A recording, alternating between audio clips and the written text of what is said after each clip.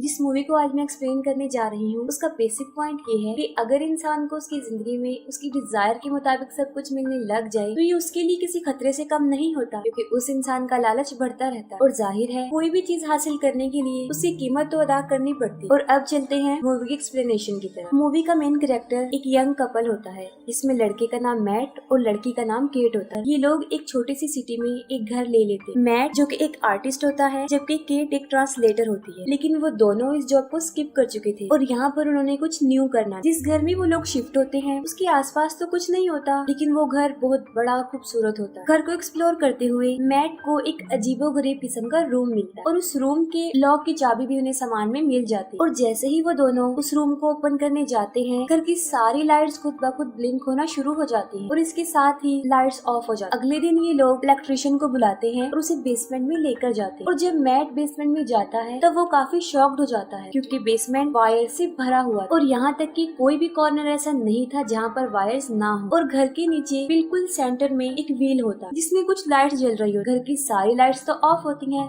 लेकिन वो लाइट्स जल रही होती है। इलेक्ट्रिशियन को ये सारा सेटअप काफी अजीब लगता है और इसीलिए वो उनकी कोई भी हेल्प नहीं कर पाता। लेकिन जाते जाते वो मैट को कहता है कि मैं हैरान हूँ कि आपने ये घर खरीदा क्योंकि बहुत टाइम से ये खाली पड़ा हुआ। और एक अजीब बात वो बताता है कि अब से पहले जो लोग यहाँ पर रहते थे उनका यहाँ पर मर्डर भी हुआ। ये सुनते ही मैट काफी डर जाता है और वो सोच में पड़ जाता है कि हम एक ऐसे घर में रह रहे हैं जहाँ पर किसी का मर्डर हुआ और जाहिर है उन लोगों के लिए ये काफी डेंजर था। ये सब बातें वो केट से डिस्कस नहीं करता और खुद नेट पर सर्च करता है। तब उसे पता चलता है कि 1975 में एक लड़के ने उस घर में रहने वाले कपल को मार दिया था, लेकिन उन्हें मारने की रीजन आज तक पता नहीं चली और उसके बाद उस लड़के को एक मेंटल अजाइलम में भेज दिया गया। इन सब बातों के बाद मैट एक लैंप लेकर अकेला ही उस रूम में बैठा रहता है और वो विश करता है कि काश मेरे पास एक और ड्रिंक की बोतल। और तब उसके पास पड़ा हुआ लैंप ब्लिंक करता है और कुछ देर के लिए लाइट चली जाती है और जब लाइट आती है तब उसके सामने वाइन की एक बोतल पड़ी होती है, जिसे देखकर वो काफी डर जाता है कि ये क्या हुआ। और वो बोतल एग्जैक्टली उसकी बोतल जैसी ही होती है। नेक्स्ट मॉर्निंग जब केट उठती है तो वो देखती है कि घर की सारी लाइट्स ब्लिंक कर रही हैं और वो मैट को देखने के लिए उसी रूम में जाती है। और जब केट उस रूम में जाती है तब वो देखती है कि वो रूम मुख्तलिफ चीजों से भरा हुआ है, जिनमें पेंटिंग्स होती हैं, ड्रेसेस होती हैं और भी अलग तरह की चीजें होती हैं। और तब मैट उसे रियलिटी बताता है कि ये रूम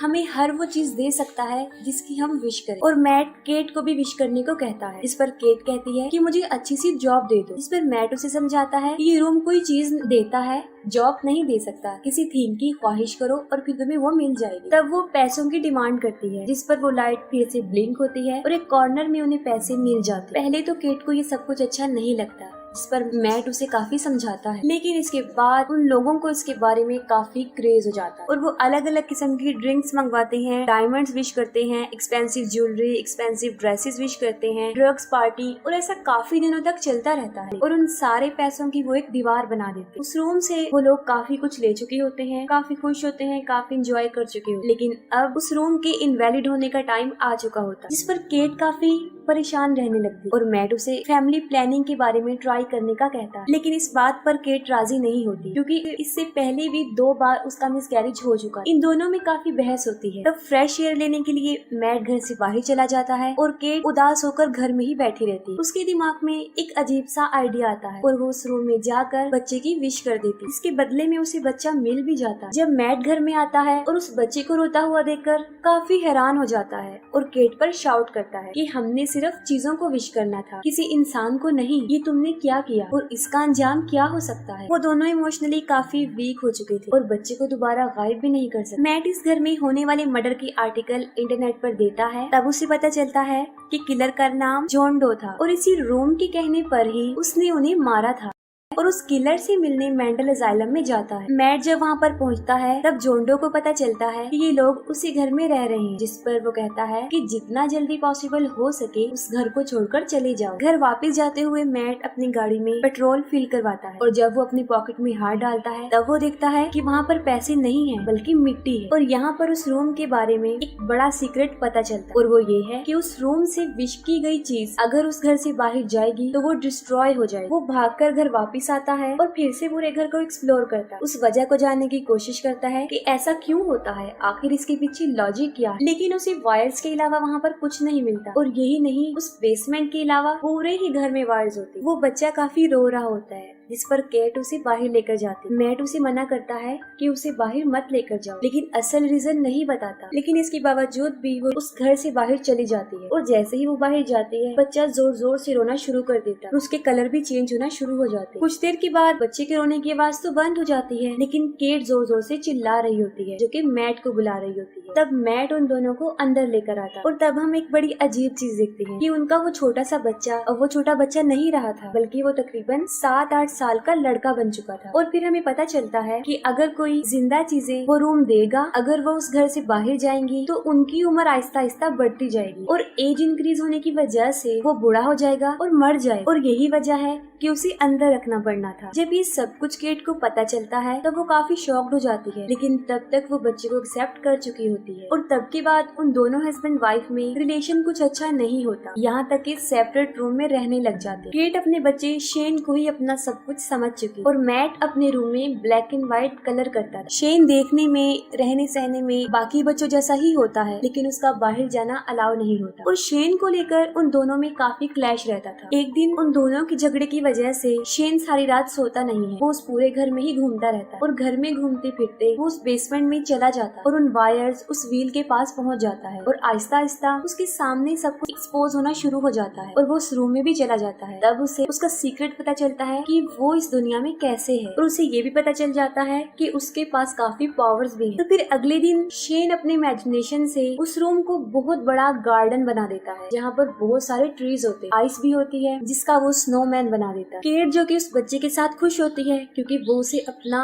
बच्चा समझकर उसे पाल रही होती है, लेकिन मैट इन सब से खुश नहीं होता और उसे रियलाइज होता है कि उस बच्चे के पास काफी पावर्स, जिसका इस्तेमाल करके वो कुछ भी कर सकता है। और यही नहीं, वो बच्चा उनके लिए किसी खतरे से कम नहीं था। इसी दौरान मैट के पास मेंटल अजाइलम से जॉन डो का फोन आता है और वो अपनी रियलिटी बताता है कि उसने क्यों उस कपल को कत्ल किया। वो कहता है कि मैंने उस कपल को इसलिए मारा था क्योंकि उन लोगों ने उस रूम से एक बच्चा विश किया और वो बच्चा कोई और नहीं बल्कि जॉन डो ही होता। और अब जबकि वो बड़ा हो चुका था, उसे बाहर भी जाना था, चीजों को एक्सप्लोर भी करना था और एक नॉर्मल इंसान की तरह जिंदगी गुजारनी थी, लेकिन उसके लिए काफी रेस्ट्रिक्शन। तब रूम उसे कहता है कि तुम्हें बाहर जाने के लिए उसी को मारना पड़ेगा जो तुम्हें इस दुनिया में लेकर आया, और यही वजह है कि वो विश करने वाली औरत को ही मार देता और इसके साथ साथ उसके हस्बैंड को भी मार देता और इसी वजह से वो जेल में भी चला जाता। ये सारी कन्वर्सेशन केट दूसरे फोन से सुन लेती है और गुस्से में गाड़ी लेकर घर से चली जाती है कि उसने कितनी बड़ी गलती कर। लेट नाइट वो घर ही नहीं आती और ड्राइव करती रहती है और घर पर शेन अपनी मदर के लिए पूछ रहा होता है, जिस पर मैट को काफी गुस्सा आता है। तब मैट उसे रियलिटी बता देता है कि तुम्हें हमने उस रूम से विश किया था और अगर तुम इस घर से बाहर जाओगे तो 5 मिनट में तुम बड़े होगे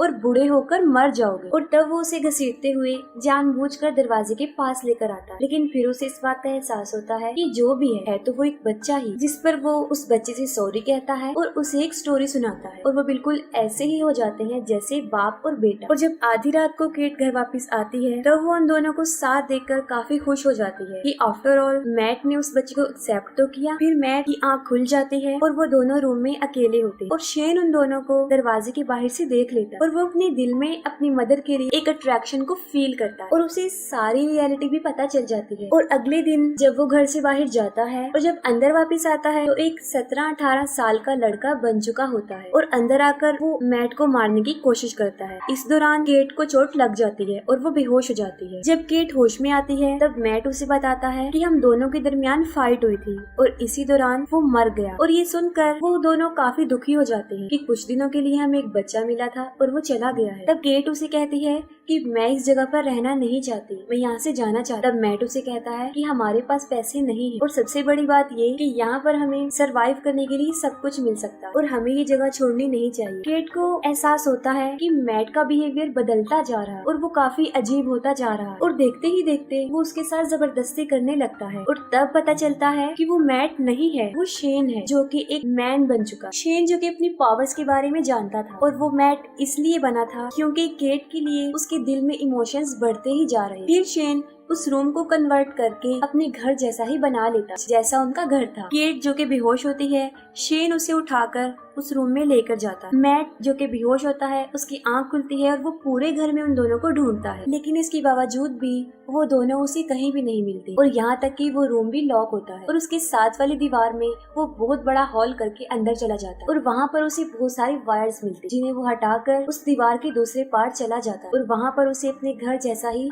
सारा एनवायरनमेंट नजर आता है। और तब मैट समझ जाता है कि सारा किया धरा शेन का है। और तब गेट के सामने दो मैट आ जाते हैं, जिस पर वो काफी कंफ्यूज हो जाती है और यहाँ पर वो शेन को बुलाती है, जिस पर वो रिस्पॉन्स करता है। तब उसे पता चल जाता है कि असली मैट कौन है और शेन कौन है। और केट मैट को लेकर वहाँ से भागने लगती है, लेकिन वो सब कुछ शेन की पावर से हो रहा था। वो पूरे घर का सेटअप चेंज करना शुरू कर देता है और उन्हें भागने का कोई रास्ता ही नहीं मिला। जो असली मैट था वो तो घर से बाहर भाग रहे हैं, जिस पर शेन भी उनका पीछा करता है। लेकिन तब तक वो लोग उस दीवार को पार करके असली घर में आ जाते और उनके पीछे पीछे शेन भी असली घर में आ जाता है। और तभी मैट उसे खींचकर घर के बाहर आता है और तभी केट दरवाजा बंद कर देती है। काफी देर बाहर रहने की वजह से उसकी उम्र बढ़ती जाती है और वो एक ओल्ड मैन बन के वहीं पर मर जाता है। इन सब के बाद केट काफी डिस्टर्ब रहती है और फिर वो उस घर को छोड़ देते हैं और इसके साथ ही मूवी एंड हो जाती है।